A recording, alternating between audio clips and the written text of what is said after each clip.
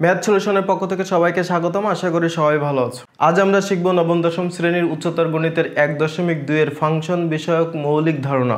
Function কি? Function হচ্ছে যে কোনো ধরনের একটা মেশিন। এখন মেশিনের সংজ্ঞা যদি আমি তোমাদের কাছে জিজ্ঞাসা করি যে মেশিন কি, এই যেমন এখানে একটা ফ্যান আছে, ফ্যানটা ঘুরতেছে, এটা একটা মেশিন। এই যে আমার এখানে একটা ক্যালকুলেটর আছে, এটা একটা মেশিন। এই মেশিনের সংজ্ঞা কি? আসলে মেশিন কাকে বলে আমরা যদি প্রশ্ন করি তাহলে তোমরা কি বলতে পারবে তার সম্পর্কে? অবশ্যই তোমরা সঠিকভাবে বুঝতে পারবা যে যে বিষয়গুলো, যে বস্তুগুলো আমাদেরকে কাজে সহায়তা করে তাদেরকে মেশিন বলে। কিন্তু এখানে ছোট্ট একটা বিষয় আছে, যে বিষয়টা হচ্ছে সেই বিষয়গুলোকেই আমরা মেশিন বলবো যারা নিজে নিজে পরিচালনা হতে পারে না, তাদেরকে পরিচালনা করতে হয়। যারা পরিচালনা করে এদেরকে বলা হয় অপারেটর, যেমন কম্পিউটার অপারেটর। যারা কম্পিউটার বিষয়ে পরিচালনা করে তারা হচ্ছে কম্পিউটার অপারেটর। যেমন অন্য কাজ করে, এক একজন এক এক রকম কাজ করে, তাদেরকে সেই ধরনের অপারেটর বলা হয়। কিন্তু এখানে ফাংশন বিষয়টা হচ্ছে মেশিনের সাথে একদম ওতপ্রোতভাবে জড়িত। যেমন এই ফ্যান ঘোরার জন্য আমাদের কি প্রয়োজন? ফ্যান ঘোরানোর জন্য আমাদের যে চার্জ প্রয়োজন, অর্থাৎ ফ্যান এমনি এমনি ঘুরে না, আমাদের এমনি এমনি বাতাস দেয় না, এ কিছু গ্রহণ করে তারপরে আমাদেরকে বাতাস দেয়। যেমন এ চার্জ গ্রহণ করে, চার্জ বলতেছি বিদ্যুৎ না বলে, এটা বিদ্যুৎ বা আধান বা চার্জ সবই একই বিষয়, কিন্তু এটা বিভিন্ন উৎপাদন অনুযায়ী বিভিন্ন জায়গা থেকে গ্রহণ করতে পারে, তারপরেও ফ্যান ঘুরবে। যেমন জলবিদ্যুৎ আমরা বলতে পারি, বা শুষ্ক কোষ থেকে যে বিদ্যুৎ উৎপন্ন হয় সেখান থেকেও হতে পারে। এখন এই ফ্যান ঘোরার জন্য আমাদের কাছ থেকে যেটা গ্রহণ করতেছে তার বিনিময়ে আমাদেরকে বাতাস দিচ্ছে। অর্থাৎ আমরা যদি বিদ্যুৎ দেওয়া অফ করে দিই তাহলে ফ্যান কিন্তু আমাদের বাতাস দিবে না। এটা হচ্ছে মেশিন। যেমন এই ক্যালকুলেটরকে যদি আমরা বলি যে আমাদের এখানে ব্যাটারি না দিয়ে আমরা এর সলিউশন চাই, তাহলে কিন্তু এ করে দিবে না, কারণ হচ্ছে ডিসপ্লে তখন দেখা যাবে না, অর্থাৎ এ কার্যকরী হবে না, অর্থাৎ এ ব্যাটারি দেওয়ার পরে কাজ করে। ঠিক একইভাবে বিভিন্ন বস্তু আছে যে বস্তুগুলো আমাদেরকে কার্যে সহায়তা করে, তাদেরকে আমরা মেশিন বলি। যারা নিজে নিজে চলে না, তাদেরকে চালাতে হয়, এরকম বিষয়কেই আমরা মেশিন বলে থাকি। এখন এই মেশিন বিভিন্ন প্রকৃতির হয়ে থাকে, সেই প্রকৃতি অনুযায়ী এর বিভিন্ন খাদ্য হয়ে থাকে। যেমন আমি এতক্ষণে ফ্যানের কথা বলছিলাম, ফ্যান লাগে হচ্ছে চার্জ। যেমন একটা বাইকের জন্য লাগে জ্বালানি, বা জেনারেটরের জন্য লাগে জ্বালানি। এরকম আরও বিভিন্ন বিষয় যারা আছে তাদের বিনিময় হচ্ছে যে কোনো কিছুর বিনিময়ে আমাদেরকে হেল্প করে। একদম কোনো মেশিন ফ্রি চলতে পারে না। সেই যে বিষয়, অর্থাৎ গ্রহণ আবার আউটপুট, এটাকে আমরা বলি ইনপুট এবং আউটপুট।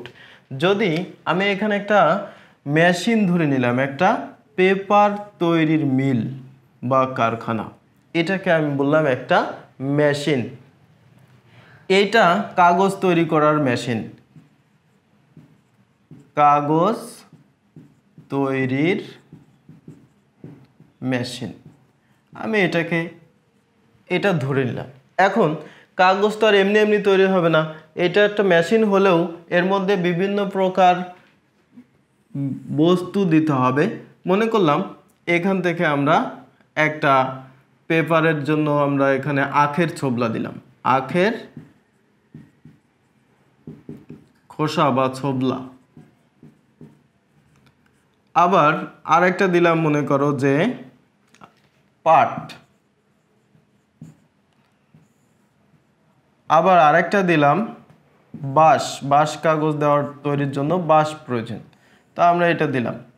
এই যে বিষয়গুলো আমি এর মধ্যে দিচ্ছি, এগুলো থেকে কাগজ তৈরি হবে। কে তৈরি করবে? এই মেশিন তৈরি করবে। সে প্রক্রিয়াজাত যেভাবেই হোক না কেন।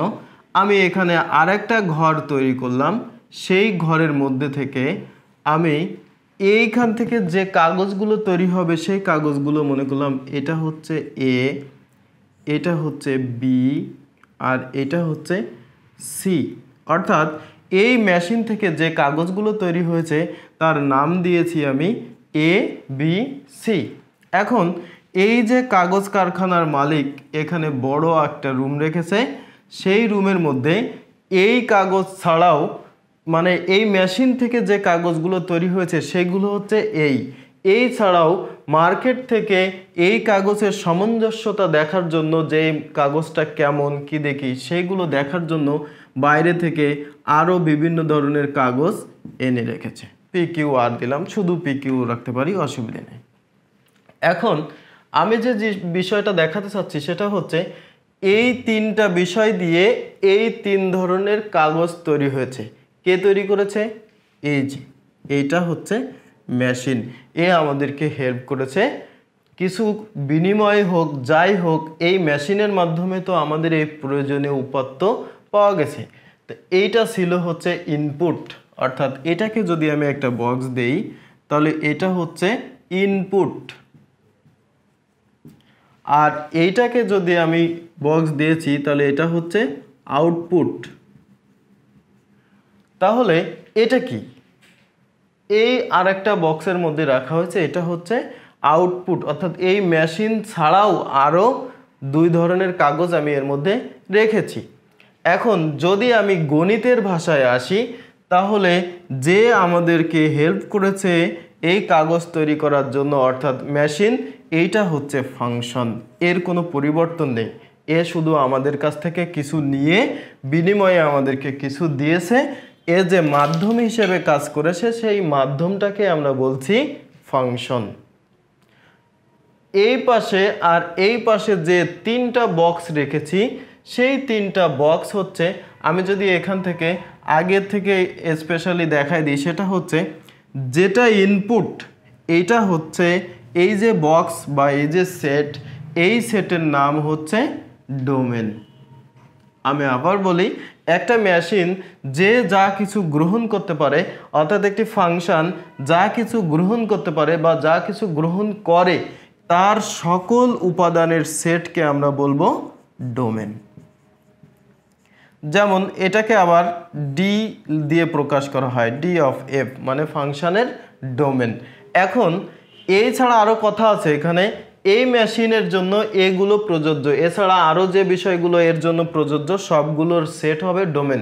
যেমন আমি যদি ফ্যানের উদাহরণ দিয়েছিলাম, ফ্যান হচ্ছে চার্জ বা আধান গ্রহণ করে, এর মধ্যে যদি আমি তেল দিই, যেমন মোটরসাইকেল চালানোর জন্য অকটেন বা এগুলো লাগে, এই অকটেনটা হচ্ছে জ্বালানি, এই জ্বালানি যদি আমি ফ্যানের জন্য ইউজ করি তাহলে কিন্তু এই ফ্যান কি ঘুরবে না। তার মানে এই ফ্যানের জন্য এই জ্বালানি গ্রহণযোগ্য না।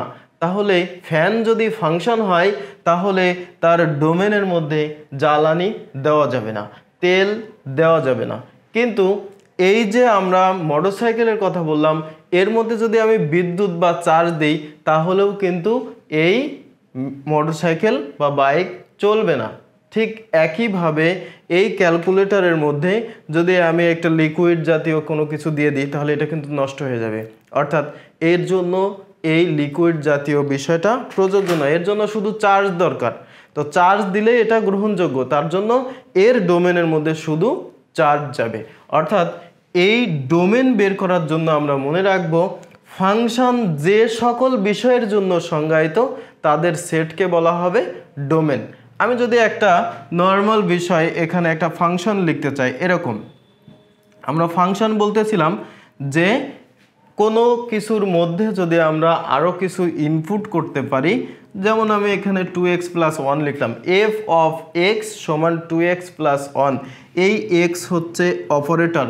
এখানে যেমন মেশিন ছিল এ, আর এইটা এখান থেকে আমরা বিভিন্ন প্রকার দ্রব্য দিচ্ছিলাম, তার বিনিময়ে আমরা আরও কিছু দ্রব্য ফেরত পাচ্ছিলাম। এখানে এইটা হচ্ছে x, এই x এর পরিবর্তে, x হচ্ছে চলক, x এর পরিবর্তে আমরা যদি অন্য কোনো কিছু দেই, যেমন আমি x এর পরিবর্তে যদি এখন 1 দেই, এই যে এর পেটের মধ্যে এখানে যে x আছে তার জন্য আমি 1 ইউজ করছি, তো এই 1 এর পরিবর্তে তাহলে ডান পাশে কি হবে? 1 হবে। তার মানে 2 × 1 + 1, তার মানে 2 + 1 = 3। খেয়াল করো, এই যে ফাংশন নাম দিয়েছি, এ আমার কাছ থেকে 1 গ্রহণ করেছে আর আউটপুট দিয়েছে হচ্ছে 3। তো এই রকম যে বিষয়গুলো আছে যার জন্য এই ফাংশনটা সংজ্ঞায়িত, তাদের সেটকে বলা হবে ডোমেন।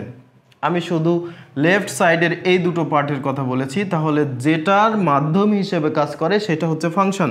তার মানে এটা হচ্ছে ফাংশন। আর এইটা যাদের জন্য সংজ্ঞায়িত তাদের সেট হচ্ছে ডোমেন। তাহলে এখানে দেখো সকল বাস্তব সংখ্যার সেট দ্বারা এটা গ্রহণযোগ্য, অর্থাৎ সকল বাস্তব সংখ্যা 1 2 3 100 500 200 500 কোটি 600 কোটি যা এর মধ্যে দিন এখনো এখান থেকে একটা মান আমরা ফেরত পাবো। তার মানে এটা সকল বাস্তব সংখ্যার জন্য সংজ্ঞায়িত। তাহলে এর তখন ডোমেন হবে D of F equal to সকল বাস্তব সংখ্যার সেট। এই প্রত্যেকটা বিষয় আমরা পরবর্তীতে আরও বেশি বেশি করে পড়ব, অর্থাৎ অঙ্কে যখন যাব তখন। এখন শুধু ধারণা নিচ্ছি। এখন এর ডান পাশে আসি। এখানে যেটা আউটপুট হয়েছে আর এর সাথে মালিক আরও 2 ধরনের কাগজ বাজার থেকে এনে রেখেছে এই কাগজের কোয়ালিটি মেনটেন করার জন্য। এখন এই মেশিন থেকে যে বিষয়গুলো শুধুমাত্র আউটপুট হয়েছে, মেশিন থেকে যেগুলো বের হয়েছে সেইগুলোর সেটকে বলা হবে রেঞ্জ। আমি আবার বলি, মেশিন থেকে যেটা বের হয়েছে সরাসরি মেশিন থেকে, মেশিনের বাইরে অর্থাৎ ফাংশন থেকে যেটা আউটপুট আসবে শুধুমাত্র সেইটাই হচ্ছে রেঞ্জ। বাকি যদি এর মধ্যে কোনো কিছু থাকে তাহলে তারা রেঞ্জের উপাদান না। তার মানে এই যে বিষয়টা আছে পুরোটা সেটাকে বলা হয় কোডোমেন। কোডোমেন। বাম পাশে যারা ছিল তারা হচ্ছে ডোমেন, ডান পাশে যারা ছিল তাদেরকে বলি কোডোমেন। মেশিন থেকে শুধুমাত্র যারা বের হয়েছে তাদেরকে বলা হয় রেঞ্জ। অর্থাৎ এই কোডোমেন বিষয়টা কি, আমরা যদি একটা ফাংশনকে পরিচিত করি এইভাবে, F such that A to B. খেয়াল করো, এটাকে টু পড়া হয়। এ থেকে বি একটা ফাংশন, যেমন আমরা রিলেশন শিখেছি ফাংশন সেটের মধ্যে, সেরকম এ থেকে বি অর্থাৎ ক্রস গুণন করেছিলাম, সেটা আমরা এখন একটু পরেই দেখব। এ আর বির মধ্যে রিলেশন হয়েছিল, এরকমই এ থেকে বি একটা সম্পর্ক, সেইটার নাম হচ্ছে এফ। তো এর সেটকে বলা হয় ডোমেন আর এইটাকে বলা হয় কোডোমেন। আমি আবার বলছি, বাম পাশে যে অংশ থাকে সেটা হচ্ছে ডোমেন আর ডান পাশে যে অংশ থাকে সেটা হচ্ছে কোডোমেন। অর্থাৎ কোডোমেনের সকল উপাদান সবসময় রেঞ্জের মধ্যে যাবে না। তার মানে এটা যদি কোডোমেন হয় পুরোটা, কিন্তু খেয়াল করো এই কোডোমেনের মধ্যে উপাদান কারা আছে, A B C R P R Q, এরা হচ্ছে কোডোমেন। বাট এখানকার রেঞ্জ কি ছিল, রেঞ্জ ছিল শুধু এই বক্সের মধ্যে, অর্থাৎ মেশিন থেকে যারা বের হয়েছে তারা হচ্ছে এ বি সি। তার মানে কোডোমেন আর রেঞ্জ সবসময় সমান হয় না, রেঞ্জ কোডোমেনের থেকে ছোট। তবে রেঞ্জ এর বাইরে, রেঞ্জ এই যে উপাদানগুলো, এই উপাদানগুলো অবশ্যই কোডোমেনের মধ্যে থাকবে। অর্থাৎ কোডোমেনের উপসেট হচ্ছে রেঞ্জ, কিন্তু রেঞ্জের উপসেট কোডোমেন সবসময় হবে না। যদি কখনো রেঞ্জ আর কোডোমেন সমান হয় তাহলেই শুধু এদের মধ্যে, অর্থাৎ এ আর ও যদি সমান হয় তাহলে তো পরস্পর পরস্পরের উপসেট হবে। এটা আমরা আগেই সেটের মধ্যে শিখেছি। এখন আমরা সারাংশ আসি যে কি শিখলাম, যেটা মাধ্যম সেটা হচ্ছে ফাংশন, যার জন্য সংজ্ঞায়িত তাদের সেট হচ্ছে ডোমেন, মেশিন থেকে বা ফাংশন থেকে আউটপুট সেটা হচ্ছে রেঞ্জ। তার মানে এরকম যে উপাদানগুলো এখান থেকে বের হবে ফাংশন থেকে তাদেরকে যদি সেট হয় সেটা হচ্ছে রেঞ্জ। তা আমরা এই ফাংশনের মধ্যে ডান পাশে সব বাস্তব সংখ্যায় পাবো, তাহলে রেঞ্জও বাস্তব সংখ্যা হবে। আমরা এগুলো আরও পরবর্তীতে নির্ণয় করা শিখব। আর হচ্ছে পুরাটা মিলে অর্থাৎ রেঞ্জের বাইরেও যারা আছে তাদেরকে নিয়ে হচ্ছে কোডোমেন। একটা ফাংশনকে পরিচিত করা হয় F such that A to B, তাহলে এ হচ্ছে ডোমেন, বি হচ্ছে কোডোমেন। আর যদি রেঞ্জ বের করা হয় তাহলে সেখান থেকে রেঞ্জ বের করে তারপরে বুঝতে হবে যে রেঞ্জ কি বা কত। এখন আমরা পরবর্তী অংশে আসি। আমরা এখন শিখলাম কি, ফাংশন, ডোমেন, কোডোমেন আর রেঞ্জ, এই বিষয়গুলো দেখলাম। এখন আমরা ক্রমজোড় বা অন্বয় বিষয় যেটা আছে সেইটা দেখব। এখন ক্রমজোড় বা অন্বয় যাই বলো না কেন আমরা সেটের মধ্যে শিখেছি কার্তেশীয় গুণজ। কার্তেশীয় গুণজ কি ছিল? কার্তেশীয় গুণজ ছিল একটা সেট আর একটা সেটের সাথে যদি গুণ করা হয় সেটা ছিল হচ্ছে কার্তেশীয় গুণজ। আমি যেরকম একটা a ইন্টু বি যদি এরকম করি, এর মান মনে করো দেওয়া আছে এ বি আর বির মান দেওয়া আছে মনে করলাম 1 3 5 এরকম, তাহলে এখানে এ ক্রস বি কী ছিল? এ ক্রস বি ছিল হচ্ছে এখানে A1 A3 A5 B1 B2 sorry B3 B5, অর্থাৎ এ সেটের প্রত্যেকটা উপাদান বি সেটের কাছে যাবে যেন এমনভাবে যায়, এ যেহেতু এখানে প্রথমে আছে তাহলে এ সেটের উপাদানগুলো সব প্রথমে থাকবে আর বি সেটের উপাদানগুলো সব পরের অংশে থাকবে। এটাকে বলা হয় ভুজ আর এটাকে বলা হয় কোটি। তাহলে এই ভুজ কোটি সম্বলিত যে বিন্দু আকার সেটাকেই আমরা বলি ক্রোমোজোড়। ক্রোমোজোড় কি? তাহলে এক্স কমা ওয়াই আমরা যে ইউজ করে থাকি সেই ইউজ করা যে পার্টটা এরকম এক্স কমা ওয়াই এই যে বিন্দু আকার এটাকে আমরা বলি ক্রোমোজোড়। ক্রোমোজোড় কোথা থেকে আসে? এই রকম সম্পর্ক থেকে, এ একটা সেট বি একটা সেট, এদের মধ্যে গুণ করার ফলে যেটা হয় সেটা হচ্ছে এইটার রিলেশন। এখন এই রিলেশনকে যদি আমি একটা নাম দিই, ধরে নিলাম এই রিলেশনের নাম হচ্ছে আর, আর একটা ইংলিশ লেটার, তো এ ক্রস বি সমান আমি লিখেছি আর একটা রিলেশন। এটাকে আমরা আর না লিখে এস লিখতে পারি, পি লিখতে পারি, এম লিখতে পারি, যা নাম দেওয়া থাকবে তাই লিখতে হবে। যদি কোনো কিছু না দেওয়া থাকে তাহলে আমাদের ইচ্ছা মতো দিতে হবে। এখন আমি একটা রিলেশন নর্মালি ধরে নিলাম 1 3 B5 A3, আমি একটা সেট লিখেছি বা এটাকে একটা অন্যয়, দেখো মাঝখানে কি ক্রোমোজোড় আছে আর এস হচ্ছে একটা নাম, পুরোটা একটা কি সেকেন্ড ব্র্যাকেটের মধ্যে রেখেছি, তাহলে এটা একটা সম্পর্কর সেট, এটার নাম হচ্ছে এস। এখন এই অন্যয় এইটাকে আমরা বলছি অন্যয় বা এই রিলেশন করে যেটা পেয়েছি সেটা হচ্ছে অন্যয়, আর এর ভিতরের গুলো এক একটা ক্রোমোজোড়। এখন এই ফাংশনের মধ্যে এসে প্রায়ই দেখা যায় একটা এমসিকিউ পড়ে, এই এমসিকিউতে অনেক কলিগরাই আমি দেখেছি যারা কনফিউজ হয়ে যায় যে কি লিখব।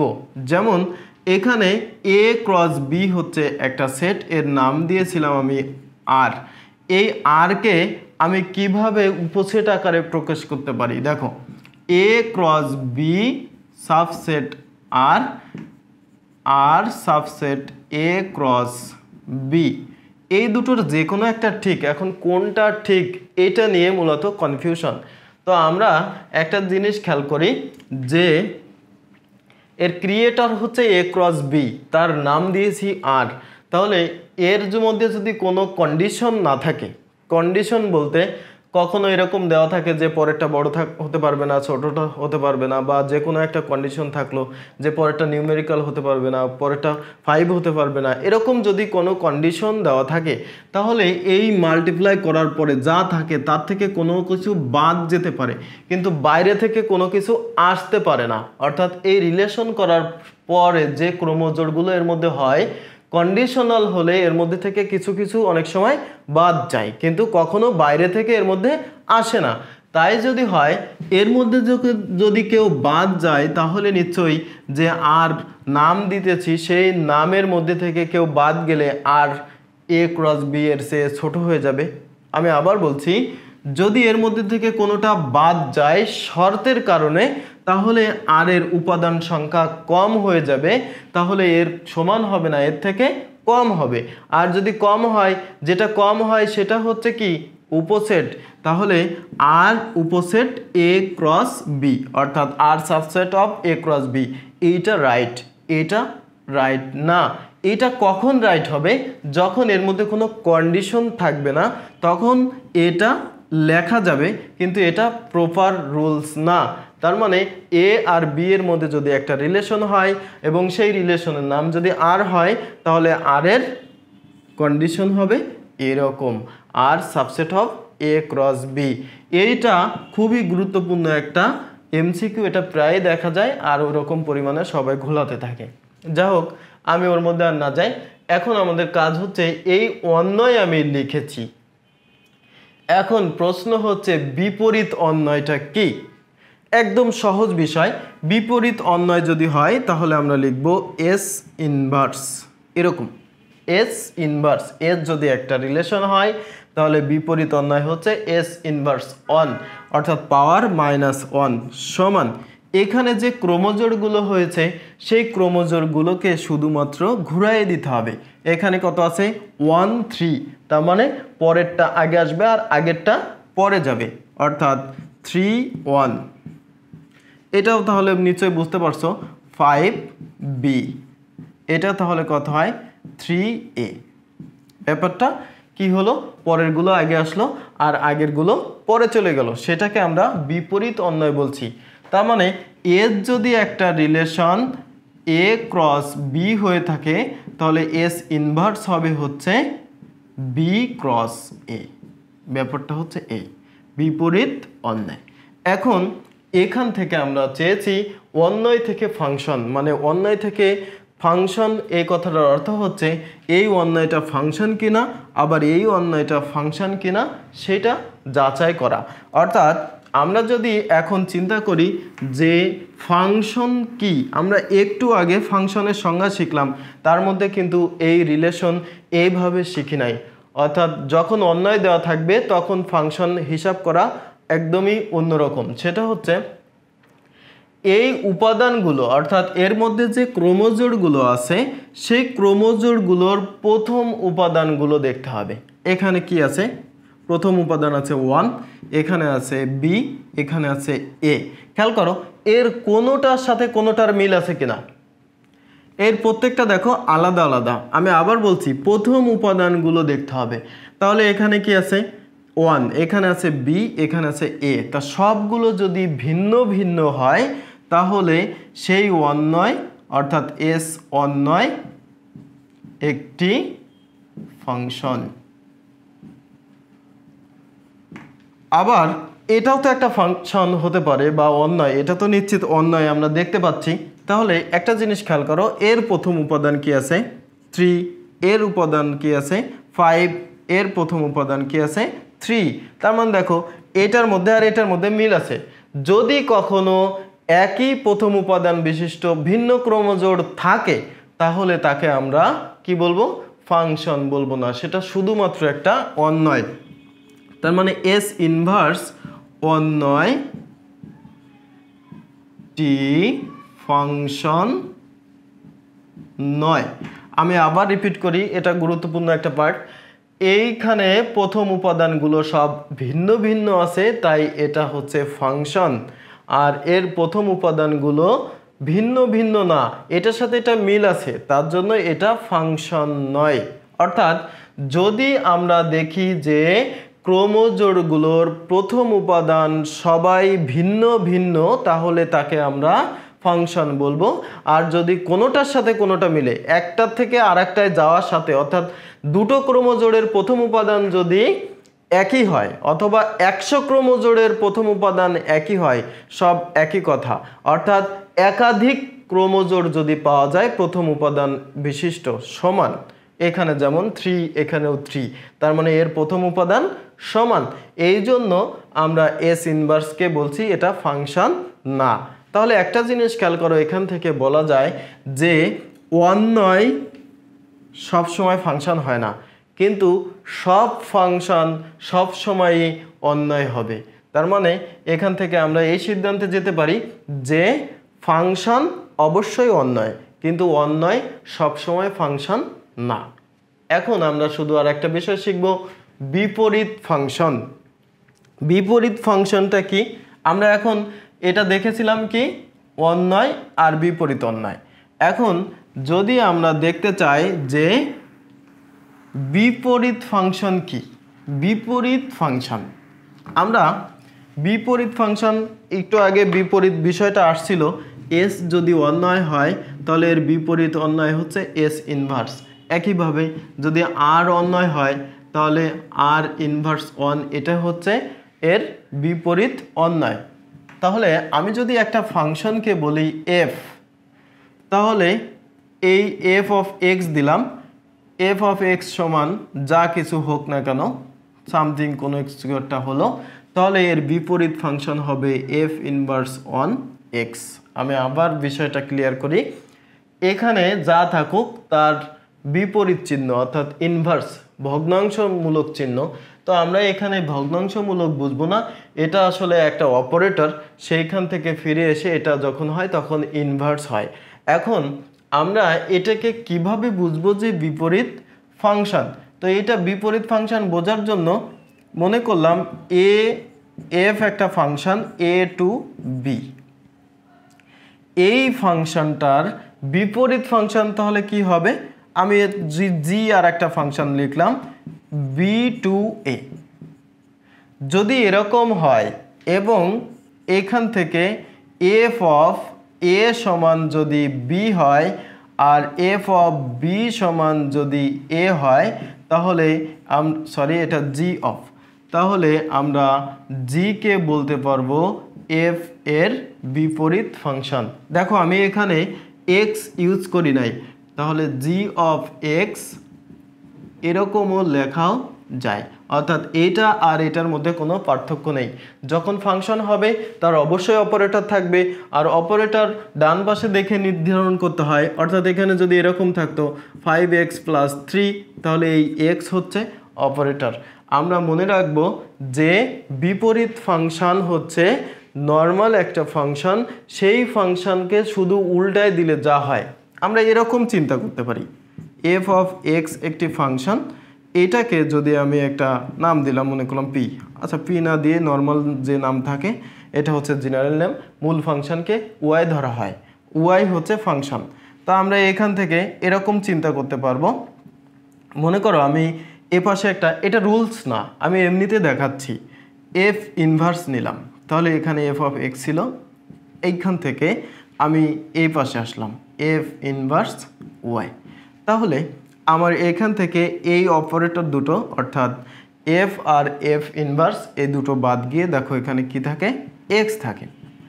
তাহলে এটাকে আমরা বলতে পারি, অর্থাৎ মূল ফাংশন থেকে এক্স এর মান বের করলে যদি অপারেটর থাকে তার মধ্যে, সেটা এফ ইনভার্স হয়, আর এটাই হচ্ছে বিপরীত ফাংশন। কার বিপরীত ফাংশন? এই মূল ফাংশনের বিপরীত ফাংশন। তো আমরা এটার বিস্তর আলোচনা করব, একটা পাঠের মধ্যে শুধু বিপরীত ফাংশন কিভাবে বের করতে হয় আর এটা নিয়ে কী কাজ আমরা ওখানেই দেখব। এখন শুধু নর্মাল একটা ধারণা দেওয়া হলো। আমরা আজকে শিখলাম এই ফাংশন থেকে ফাংশন, ক্রমজোড়, অন্যয়, বিপরীত অন্যয়, অন্যয় থেকে ফাংশন, আবার ডোমেন, কোডোমেন, রেঞ্জ আর বিপরীত ফাংশন কি, শুধু এটা বিষয়ে আমরা জানলাম। পরবর্তী পাঠের মধ্যে আমরা এই পরের বিষয়গুলো জানব, তারপরে সরাসরি বইয়ের অঙ্কের মধ্যে যাব। আজকে যা শিখলাম আশা করি সবাই ভালো বুঝতে পেরেছো। যদি কারো কোনো প্রবলেম হয় তাহলে অবশ্যই কমেন্ট করে জানাবে, তাহলে পরবর্তীতে তার সলিউশন অবশ্যই করে দেব। সো এই ভিডিওটি যদি তোমাদের ভালো লেগে থাকে এবং এখান থেকে নতুন কিছু শিখে থাকো, তাহলে অবশ্যই ভিডিওটি লাইক, কমেন্ট এবং বন্ধুদের মাঝে শেয়ার করতে ভুলবে না। পরবর্তী ভিডিও পাওয়ার জন্য অবশ্যই ম্যাথ সলিউশনের চ্যানেলটি সবাই সাবস্ক্রাইব করবে। সবাই ভালো থাকো, সুস্থ থাকো এবং শিখতে থাকো নতুন কিছু।